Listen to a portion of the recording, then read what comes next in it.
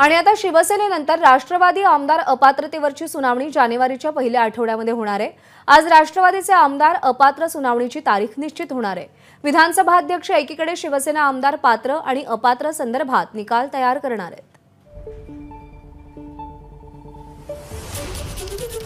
तर शिवसेनेच्या आमदार अपात्रता प्रकरणाच्या सुनावणीचा निकाल सध्या राखीव ठेवण्यात आलाय आणि आता राष्ट्रवादीतील आमदार अपात्रतेवरची सुनावणी जानेवारीच्या पहिल्या आठवड्यामध्ये होणार आहे। आज राष्ट्रवादी आमदार अपात्रता सुनावणीची तारीख निश्चित होणार असल्याची माहिती मिळते। सुशांत सावंत आपले प्रतिनिधी आपल्याला अपडेट देतील। सुशांत, शिवसेनेच्या आमदारांचा प्रकरणाचा संपूर्ण प्रकार आपण पाहिला, त्यानंतर आता राष्ट्रवादीच्या आमदारांच्या अपात्रतेची सुनावणी सुरू होतीये। काय अपडेट्स आहेत? पुढचं वेळापत्रक कसं असेल काही कळू शकले का?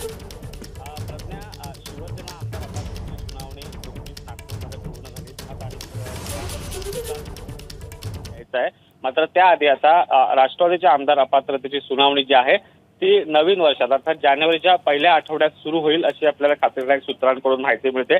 आजच राष्ट्रवादीच्या आमदार अपात्र सुनावण्याची तारीख जी आहे ती निश्चित होणार आहे। त्यामुळे आता नेमकं हे वेळापत्रक कसं असणार आहे ते देखील पाहणं तितकंच महत्त्वाचं ठरणार आहे। कारण जर पाहिलं असेल तर शिवसेना आमदार अपात्रते दरम्यान जे वेळापत्रक झालं तसंच वेळापत्रक कुठेतरी राष्ट्रवादी आमदार अपात्रतेच्या सुनावणीच्या वेळी निश्चित होऊ शकतं आणि आज संध्याकाळपर्यंत ही तारीख जी आहे ती निश्चित होईल आणि कशा पद्धतीने सुनावणी घेणार हे देखील निश्चित होणार आहे। त्यामुळे आता जर बघितलं असेल तर एकीकडे अध्यक्षांना शिवसेना आमदार अपात्रतेचा निर्णय जो आहे तो 10 जानेवारीपर्यंत द्यायचा आहे।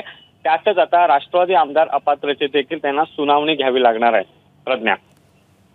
सुशांत, धन्यवाद दिलेल्या माहितीसाठी। एबीपी माझा, उघडा डोळे बघा नीट।